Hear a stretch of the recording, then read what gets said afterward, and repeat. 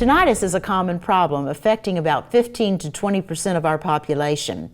It is the perception of ringing or buzzing in the ears, which can be consistent or intermittent. Tinnitus is not a condition itself, but instead a symptom of underlying problems such as age-related hearing loss or an ear injury.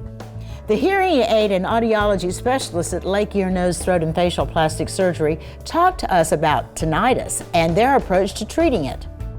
Tinnitus can be described as ringing, roaring, crickets, bees, any types of noises. You'd be surprised how many people describe it different ways.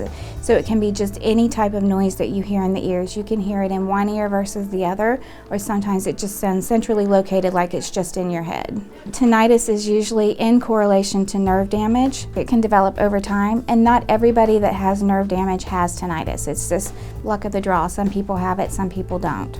We can't fix the nerve, so we can't make it go away, but there are ways to mask it with hearing aids so it's not as dominant for you. We need to see, is it from nerve damage, or it could be medicine related, that type of thing. So it's an indication to get a hearing test so you can see what's going on. If you have a sudden impact loss, you can hear the ringing or the roaring or high-pitched noises, and then as that recovers, it will go away. If it's from, true nerve damage, it's pretty much going to be there all the time. Some people just don't notice it as much as others.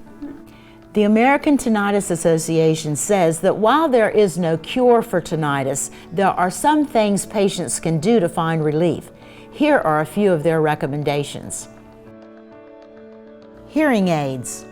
In a 2007 survey of hearing health professionals, respondents reported that roughly 60% of their tinnitus patients experienced at least some relief when wearing hearing aids.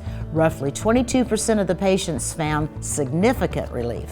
Sound therapies. Sound masking devices or modified sound devices like those that create white noise, including things like rain and the sound of crashing waves, have been instrumental in helping patients to mask the sound of their tinnitus. Behavioral therapies. Patients report that learning emotional coping techniques have helped them to alleviate the stress and negative impact of tinnitus. If you are looking for relief from tinnitus, or you would like more information on the hearing aid and audiology services available at Lake, Ear, Nose, Throat, and Facial Plastic Surgery, just click the Quieting Tinnitus Story link icon on our homepage at yourhometownhealth.com.